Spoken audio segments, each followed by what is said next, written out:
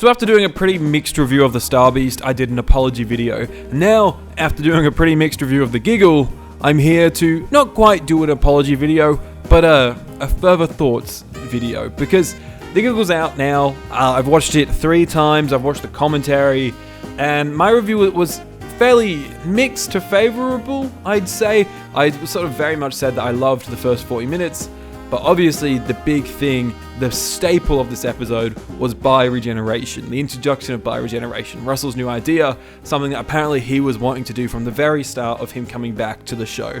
And I think it's great to approach the show with new ideas and things like that. I think bioregeneration for me is both a good and a bad thing. It could end up being a really good and exciting thing. But what I wanted to do right here is to say I really like the Giggle after watching it again. I think it's a cracking episode. I think it's probably one of Russell's best finales. I do think the bioregeneration is a massive thing that on first watch kind of does fry your brain. And I know a lot of people have taken a few watches to sort of get their head around, actually, it's not as bad as it first seemed. But I want to dive into it, talk about the good and the bad, because it's a massive thing. It's a massive thing going forward by the sounds of it. Let's dive into it. But before we do that, please consider subscribing to the channel. This is mainly a podcast channel where me and my good friend Connor sit here every single week, have a chat about Doctor Who, have a laugh, theorize, review all the new episodes, and that kind of thing. So yeah, subscribe if you haven't already, because it means the world, and there's a good active bunch of you guys in the comments at the moment, and we love chatting with you guys. So super awesome to have you all here. Let's talk about bioregeneration. We'll start off with the good. The best thing about this is that it has grown on me. At first, I was quite anti it. The idea of having a Doctor stick around forever just felt a little bit of an easy cop-out to bring them back, which it is, and I will talk about that. But I do think for the 14th Doctor, it's the perfect arc for him. He's a character that has been run down. He's a character that has really worn the weight of his predecessors. And it's been established throughout all these specials that he does need to sit down. He needs to figure out who he is in order for him to become the best version of him that can save the day. And it's also just a bit of fun in the 60th anniversary, right? That is a good way to get Ncuti and David on screen together, which was really awesome and exciting to see. So I'm sort of happy with it in the sense that it maybe just happens once in the Giggle. I will talk about it further of how it may not only happen once shortly, but let's stick with the good things. It also allows for a reset in Series 14/Season 1, Ncuti Gatwa's first season. We know that this is going to be a bit of a relaunch once Ncuti comes on, and I think the idea of him not having to explain 13 plus seasons of plot is really great. He'll obviously have some kind of ghost. We know that Christopher Eccleston came in 2005 and had the Ghost of the Time War. It was a new creation. It wasn't something that you had to watch all of Classic Who to understand.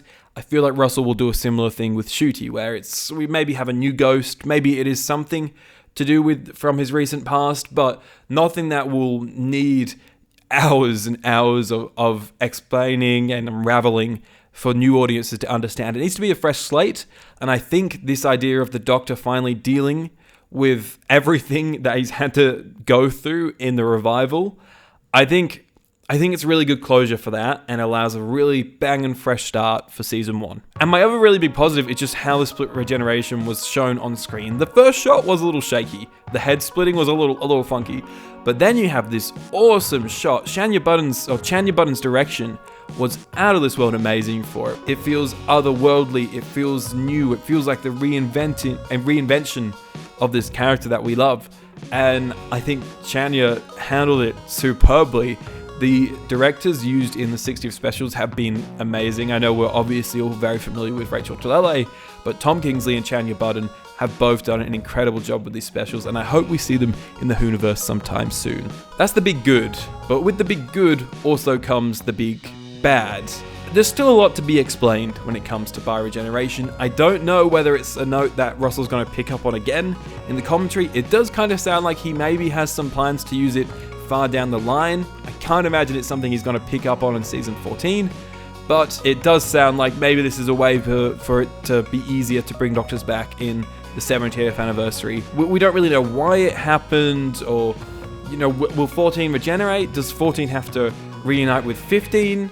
and become one again and regenerate, blah blah blah blah blah. It doesn't all need to be explained. That would be boring. I do like a bit of ambiguity in my Doctor Who. That's what Doctor Who's all about, right? But mainly, I think we need a bit of a reason as to why the bioregeneration happened. Maybe it was the Toymaker. I'd like to think there's some other internal intervention from the Doctor, and I have a cool little theory of a bit of a missed opportunity for the special that I'll get into later in the video. Without it, it does feel like a bit of an easy way to allow 14 to have future appearances. I know sometimes writers will probably have to write in a whole bunch of explanation as to why past Doctors come back, and I know this does make it easier, but I also think we do need a bit of an explanation as to why it happened. Tennant is probably the most likely New Who Doctor to return in the future. We know who wants to play him forever, and as long as Russell's around, I'm sure he's going to bring him back. The BBC love him for the views.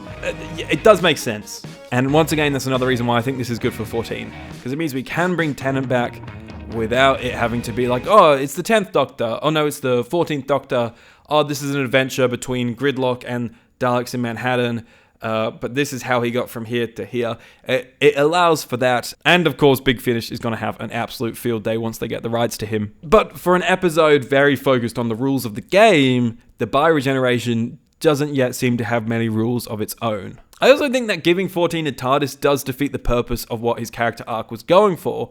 He needs to be grounded so that he can deal with things without running off to Mars with Rose. There's also an argument there that it is the Doctor's home. The TARDIS is the Doctor's home, so you don't want to be stripped from your home. So maybe they could have done a bit of a John Pertwee with it and allowed him to have the TARDIS, but perhaps strip him of its time travel and space travel mechanisms, and that way it purely becomes a bit of a granny flat in the Temple Noble household. Here's the big thing, and the big reason why I wanted to make this video was because in the video commentary for The Giggle, Russell T Davies has gone on to say that he believes that the moment that 14 bioregenerated with Ncuti Gatwa, every Doctor bioregenerated. An idea that to me is so bloody ridiculous and really dulls the blow of regeneration. Regeneration is an integral part of Doctor Who. It should feel dangerous and scary. The Doctor shouldn't be okay with the concept of dying. He should fear regeneration. It's been described as every cell changing and burning. It's sort of a reincarnation of the Doctor, and I feel like if you add bioregeneration into the mix all the time, it then sort of makes regeneration feel a little less scary, because he can just pop out a little twin of himself just whenever they need. I think that on a surface level, you can argue that Bi-Generation is a reinvention of the show, a brand new thing pushing Doctor Who forward, but I actually think it's the opposite, and this is 100% subjective, but I actually think that Bioregeneration holds on to the past a little bit too much. It does make it easier to bring old Doctors back, and we know that they're not going to bring Doctors back that often, so why do we need this big law-binding thing when maybe once a decade we've got to come up with a bit of a reason as to why past Doctors are back? If that. And at the end of the day, if you need a bit of a blast from the past, you've always got companions that are there, and most of the companion actors are pretty keen to come back to the show anyway, so I think we should utilize them a little bit more than perhaps we do the Doctors.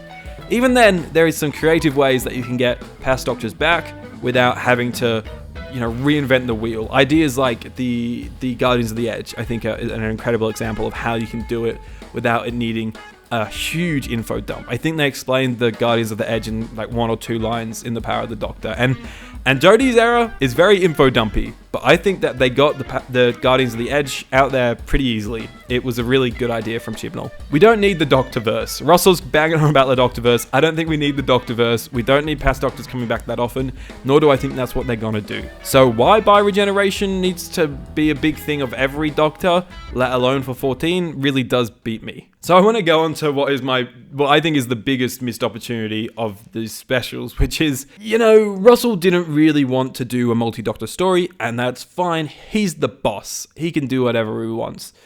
I do think that there was an opportunity, though, that could have explained Bi-Generation and also just given us a little minor multi-Doctor aspect to the Giggle, which could have been the Doctor gets shot by the laser, he goes to regenerate, the regeneration doesn't happen, maybe he passes out or something, and wakes up at the Guardians of the Edge. And at the Guardians of the Edge, the past Doctors are there telling him that he has to settle down. He can't keep running off to adventures and things like that. I know Donna is the one that sits him down in the giggle, and I think that's a beautiful, beautiful scene. But perhaps if it was past doctors explaining their own trauma, 6 being like, the trial really had an effect on me.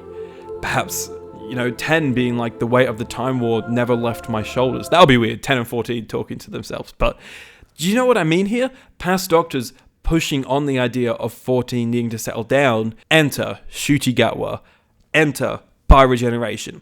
Then you kind of have a pretty neat in-canon explanation that sort of works with the canon that we already have of the Guardians of the Edge, whilst not being a massive, massive info dump. It feels like a good character beat, a character beat that we did get, but it would be kind of cool if it was a multi-doctor part. Just like a little 2-3 minute scene. That'd be kind of beautiful.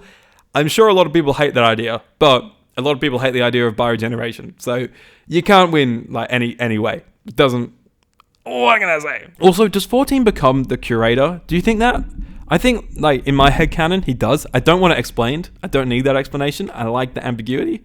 But that's going to live rent-free in my old noggin for a while. That at some point, 14 degenerates into Tom Baker, grows old, becomes the curator, appears in the 50th anniversary, timey-wimey, wibbly-wobbly stuff. Anyways, that is my thoughts on bioregeneration. Bit of a word vomit, bit of a spew, but I just thought it was a massive part of our review for the giggle, and it definitely weighed down our review, and I don't think I'd had time to process it and think about it. That's a big thing about those reviews. They are raw, and they always will be raw, so contradicting things that we say in those reviews is going to happen. It's natural. We're only human. We are Doctor Who fans at the end of the day. Really love the giggle on rewatch. I can't specify that enough. I just still have a couple of little problems with bioregeneration, but I think that those problems will slowly irk me less and less. But hey, why not make a video about it? Because I think everyone is sort of on a similar page with bioregeneration now, where not too many people particularly hate it. Some people do love it, but I think there's a big sort of majority that are kind of in the middle, where it's like, yeah, it works, but it doesn't need to be as big of a deal as perhaps Russell is making out to be, and maybe just a little sentence explanation here or there could do it a world of good. Anyways, my name has been Aidan Green. I'm half of the 50% Doctor Who podcast. Like I said, subscribe if you haven't already, and we'll be back with a brand new podcast on Monday, looking back on all the 60th anniversary specials as a whole, and we'll have some updated thoughts of what we think of certain episodes after doing a fair few watches of them. Thank you for watching, and I'll see you then. Bye-bye.